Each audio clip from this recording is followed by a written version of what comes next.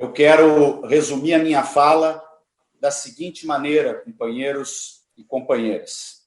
Primeiro, o problema maior da humanidade e do Brasil hoje, o problema mais estrutural que precisa ser combatido no mundo inteiro e no Brasil, é a desigualdade social. Este é o centro da questão que deve orientar toda a nossa ação política.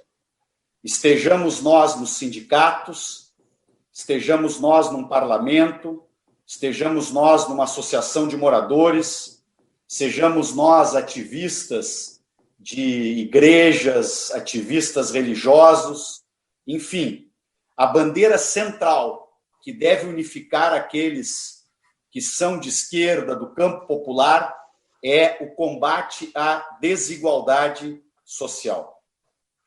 E quais são as duas maneiras centrais para combater a desigualdade social? As duas ferramentas mais poderosas que a história da civilização nos ensina. A primeira delas é a luta por emprego, trabalho digno e salários melhores. Esta é a primeira forma de combater a desigualdade. Fazermos aquilo que todos os sindicalistas que aqui estão fazem. Lutar para que a fatia dos resultados da economia e da riqueza produzida por todos nós, para que a fatia destinada aos trabalhadores, aqueles que geram a riqueza, em quaisquer atividades que atuem, seja uma fatia cada vez maior. E aqui há sempre uma disputa entre aqueles que, especialmente neste capitalismo financiarizado, no capitalismo do liberalismo fanatizado, se transformou numa máquina cada vez mais poderosa de concentrar renda, porque um grupo cada vez menor de pessoas ganha cada vez mais dinheiro sem produzir e sem trabalhar. Ganha em cima de um conjunto de mecanismos especulativos, de papéis que são constituídos, criados, inventados. Quando esses papéis perdem valor, o Estado entra e garante a riqueza destas pessoas. Então, há um mecanismo enorme, presidente Sérgio Moro, de concentração de renda nessas últimas décadas. Alguns países viveram, como nós aqui no Brasil, momentos de remarmos contra esta maré. Sob a liderança do presidente Lula e da presidenta Dilma, conseguimos ter uma política de valorização do salário mínimo, entre outras coisas sobre as quais não falarei hoje aqui, mas, de fato, estava em curso no Brasil um processo de desconcentração de renda, que, aliás, esta foi a grande causa do golpe que a democracia brasileira sofreu há 4 anos atrás. Foi a inconformidade destes setores, né, que vivem da especulação, que vivem de um processo de privatizações predatórias, que vivem de um processo de alimentação de uma dívida pública que gera, né, resultados cada vez maiores para o bolso deste número pequeno de pessoas a nível global. Então, o primeiro mecanismo é a luta por empregos dignos, salários melhores, que pode garantir uma redistribuição de renda. E a segunda forma de garantir uma redistribuição de renda numa sociedade democrática é exatamente através de um sistema tributário mais justo, que cobre impostos justos de quem acumula, de quem concentra riqueza, renda e de quem recebe os mais altos salários. Não por nada, companheira Carmen, companheiros, companheiras sindicalistas e os nossos parceiros aqui de mesa, não por nada a estrutura tributária dos países, em geral, movidos por esta lógica, né, do capitalismo historicamente e mais atualmente deste capitalismo ultrafinanciarizado, né, do que eu estou aqui definindo como um fundamentalismo liberal, nada mais natural do que nós compreendermos, não natural no sentido que deveria ser natural, mas na correlação de forças, na luta de classes, o sistema tributário que nós temos no Brasil, é um sistema tributário do interesse da elite econômica brasileira. E, obviamente, não é do interesse da ampla maioria do povo brasileiro. E há também um erro que nós, da esquerda, precisamos combater, porque se permitiu que esta elite, que constrói a ideologia que alimenta a lógica, né, econômica e do interesse de classe desta grande burguesia, ela construiu uma lógica de criminalizar os impostos. Então, a lógica de que muitos trabalhadores também acham que o imposto é ruim. A gente até brinca sempre, olha, eu também não quero pagar imposto, etc., mas nós precisamos, companheira Carmen, discutir que tem impostos justos e impostos injustos. E que sem impostos justos, nós não teremos um Estado, companheiro Dão, capaz de garantir políticas públicas fundamentais, como é o caso de um sistema único de saúde, como temos no Brasil, e que mais do que nunca o povo brasileiro está percebendo que não são planos de saúde que garantem o controle de uma pandemia. Não são planos de saúde que garantem a abertura de leitos hospitalares, que nós estamos defendendo, inclusive, uma fila única para que todos que necessitem de um respirador, nesta dura pandemia que está cada vez mais grave por conta da irresponsabilidade de Bolsonaro como presidente do país, não é o assunto meu de hoje aqui, mas, de fato, a crise sanitária, econômica e política brasileira só se resolverá, ou começará a se resolver, com o afastamento de Bolsonaro da presidência da República. Enquanto ele for presidente, por óbvio, a crise sanitária vai se agravar, milhares de brasileiros vão morrer desnecessariamente, poderiam ser vidas salvas se nós estivéssemos agindo corretamente no embate contra a pandemia, e a economia brasileira vai sofrer muito enquanto Bolsonaro permanecer presidente, porque o atraso, inclusive, no enfrentamento da pandemia, ele está levando, né, a uma crise econômica maior do que aquela que deveria ser. No Brasil, nós estamos pagando um preço muito maior do que deveríamos pagar, tanto do ponto de vista de vidas, como do ponto de vista da economia. Porque, companheiros, companheiras, sejamos claros, o isolamento social não é a causa do problema econômico que o Brasil está vivendo e que o mundo está vivendo. No Brasil, agravado, porque já vinha muito mal a política econômica brasileira. A causa do agravamento da crise econômica global chama-se coronavírus e não isolamento social. E aqui também Bolsonaro e os líderes da extrema-direita, como Trump e outros, tentam mais uma vez fazer uma cortina de fumaça para que o trabalhador, o cidadão, pense que a dificuldade econômica que ele está enfrentando é por conta do isolamento social. E ao contrário, se o isolamento social for bem feito, e melhor feito do que está sendo, se os testes fossem feitos de forma adequada, nós venceríamos a pandemia com mais rapidez e poderíamos ter, inclusive, o isolamento social administrado em posições regionais diferentes, porque nós não estaríamos num voo cego, como nós estamos hoje no enfrentamento da pandemia. Mas volto, então, para o assunto central, para ficar nos meus 20 minutos. Nós precisamos de mais Estado. E a pandemia está ensinando isto à humanidade. Há uma disputa, como sempre, em todos os momentos da conjuntura política, como será o mundo pós-pandemia? Será um mundo com mais Estado ou com mais mercado desregulados? Será um mundo com mais controles sobre a atividade econômica, no sentido de proteger os elos fracos da cadeia econômica, ou será o mundo do sonho do ultraliberalismo? Na minha opinião, será um mundo com mais Estado. O grande derrotado da pandemia, como diz o professor Boaventura, não que eu seja, por óbvio, ingênuo, o capitalismo e o liberalismo sempre são muito fortes, mas o grande derrotado da pandemia é a visão ultraliberal. É a direita, é a extrema-direita. Eu sou daqueles que penso que Trump vai perder a eleição nos Estados Unidos. E isto vai, por óbvio, melhorar a correlação de forças no mundo. Nós, no Congresso, então, se precisamos de mais Estado, esse Estado vai ter que ser financiado. E financiado por alguém, porque o dinheiro não cai do céu. No primeiro momento, não há que se fazer contas de curto prazo sobre a arrecadação tributária. No curto prazo, os países como o Brasil devem emitir moeda, emitir títulos da dívida pública, usar parte das reservas que os governos Lula e Dilma, que os nossos governos, os governos populares, acumularam e deixaram ao país. Lembremos que Lula assumiu o Brasil com 37 bilhões de dólares em reservas, e quando Dilma foi derrubada por um golpe, o Brasil tinha 380 bilhões de dólares em reservas.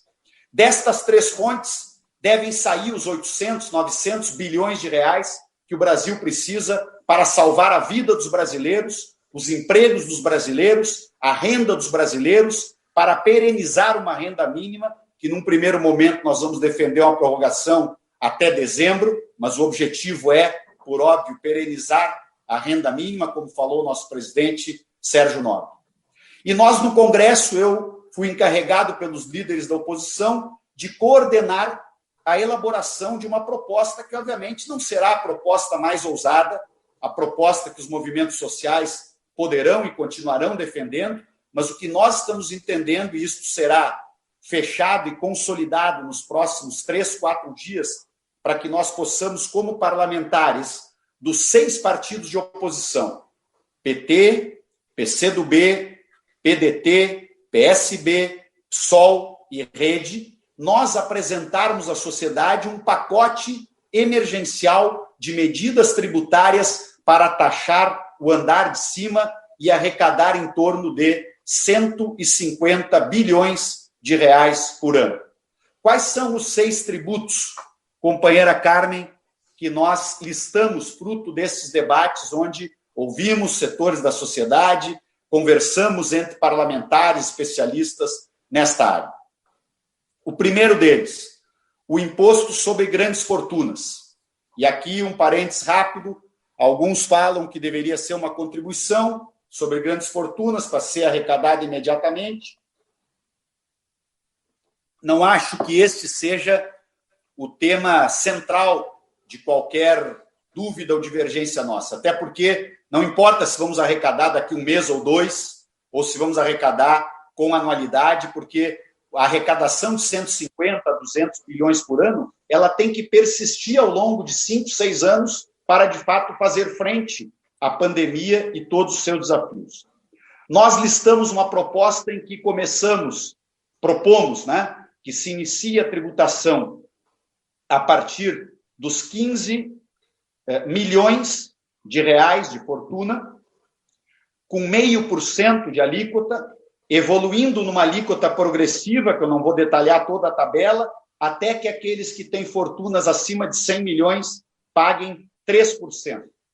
Então, por exemplo, o empresário líder da implantação do fascismo no Brasil, um dos líderes da implantação do fascismo no Brasil, Luciano Hang, proprietário da Havan, tem uma fortuna que foi publicada na Folha de São Paulo outro dia de 18 bilhões e 500 milhões de reais. Ele pagaria, aprovado este tributo, 544 milhões por ano, e isto garante a renda mínima anual de 600 reais por mês para 77 mil famílias. Então, se me permitem uma pequena ironia, nós não queremos ver o Luciano Hang apenas doando 2 respiradores para o hospital da cidade onde ele mora. Ele deve contribuir tributariamente com 544 milhões por ano de imposto sobre a sua fortuna. O segundo tributo que nós listamos é porque nós falamos em tributar altas rendas, grandes fortunas e altos salários, porque esta é a maneira de tributarmos todo andar de cima. Então, o segundo tributo que listamos é, presidente Sérgio Nobre, a volta do o imposto de renda sobre lucros e dividendos e sobre a remessa de lucros ao exterior. O Brasil, como muitos de nós aqui já sabemos, quase todos, é um dos únicos 2 países do mundo que não cobra esse tributo. Alguém investe 100 milhões na Bolsa de Valores, ganha 10 milhões em dividendos e paga 0 de imposto de renda sobre estes 10 milhões. Nós queremos a volta de uma alíquota de 15% de imposto de renda sobre lucros e dividendos e remessas de lucros ao exterior. Isto poderá ser aprovado por um projeto de lei ordinário. Não precisa de PEC para aprovar isso aqui. Tá? E rende 71 bilhões por ano. As grandes fortunas é um projeto de lei complementar que eu havia esquecido de citar quando falei. E arrecada em torno de 35, 40 bilhões por ano. O terceiro tributo que listamos é o aumento da alíquota de imposto sobre a transmissão de grandes heranças, que hoje no Brasil tem como alíquota máxima 8%, a maioria dos estados cobra 2%, 3%, 4%. Nós entendemos que, como outros países civilizados, capitalistas, que já adotam há anos e anos alíquotas em torno de 20%. Então, alguém que vai transmitir uma herança, e aqui imaginamos um ponto de corte de heranças a partir de 5 milhões, 7 milhões, 10 milhões, há um debate aqui qual seria o ponto de corte, até porque quem regulamentará esse tributo vai ser cada um dos estados. O Congresso Nacional tem que votar, através de uma simples resolução do Senado, o aumento da alíquota máxima para 20%. E tem países, inclusive, que essa alíquota chega a 30%, 35%, 40%. É aquela história, a pessoa tem uma fortuna de 100 milhões, ela vai deixar para os seus herdeiros que ela deixe 80 e deixe 20 milhões para que o Estado consiga combater a desigualdade. Os herdeiros, inclusive, serão altamente privilegiados e continuarão com altíssimo privilégio. Esse é um dos impostos mais civilizados, né, que a humanidade já bolou. Né? O quarto tributo, e caminho para a conclusão, é o aumento da tributação sobre o sistema financeiro, né, que é um sistema, obviamente, de maior lucratividade no país, e a ideia é aumentar de 20% para 30% a contribuição social sobre o lucro líquido dos bancos e de 15% para 30% a alíquota da contribuição social sobre o lucro líquido de todas as outras empresas que atuam no sistema financeiro, que hoje estão pagando apenas 15%. Isso aqui também é um projeto de lei ordinário. O quinto tributo é um tributo simbolicamente importante. Baixa arrecadação, mas de um simbolismo muito importante, que é o Imposto sobre Veículos, o IPVA, sobre embarcações de luxo, os iates e sobre os jatinhos. Porque o motorista de Uber hoje paga IPVA para ganhar a vida e ganhar R$2.000 por mês dirigindo um Uber. E alguém que tem um iate que vale 4, 5 milhões de reais paga 0 de imposto para usufruir do seu iate.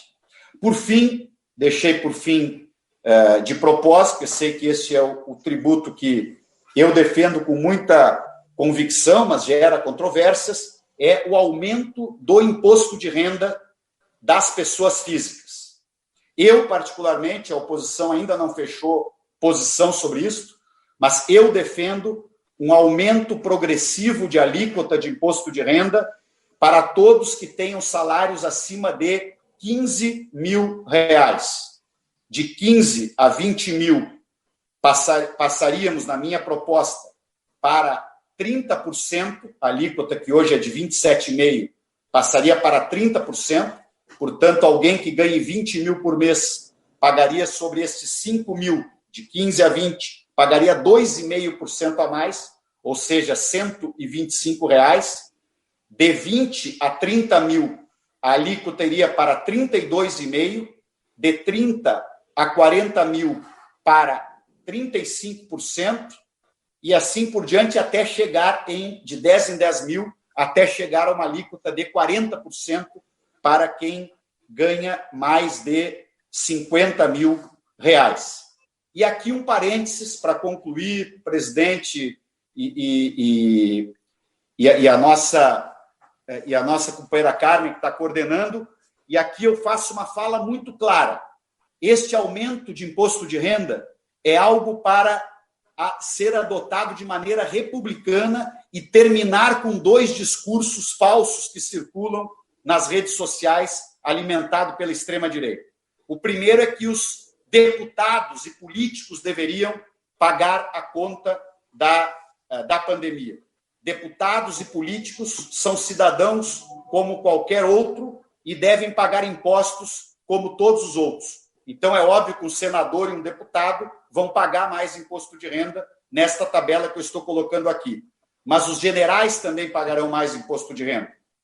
Os demais servidores públicos que tenham salários acima de 15 mil também pagarão mais imposto de renda. E todos os trabalhadores da iniciativa privada que têm salários acima de 15 mil, os gerentes e tantos outros que ganham 20, 30, 40 mil, aqueles que não foram para a pejotização, porque aqueles que foram para a pejotização, como os grandes apresentadores de televisão, etc., vão pagar pelo imposto de renda sobre lucros e dividendos, mas o fato é que aqui nós seremos republicanos. Não se discrimina servidor público, não se discrimina a política, não se criminaliza o serviço público, nem se criminaliza a política. A gente cobra republicanamente imposto maior de quem tem salários maiores, como deve ser numa sociedade civilizada. Agradeço muito o convite, quero estar sempre com a nossa Central Única dos Trabalhadores em todas as lutas que ela empreende e muito especialmente nesta, por uma tributação justa, nesta grande janela de oportunidades que a pandemia de coronavírus, neste sentido, abriu para a consciência política da cidadania nacional. Vamos falar de imposto, sim, para o andar de cima, porque isto soa justo e tem maioria da sociedade.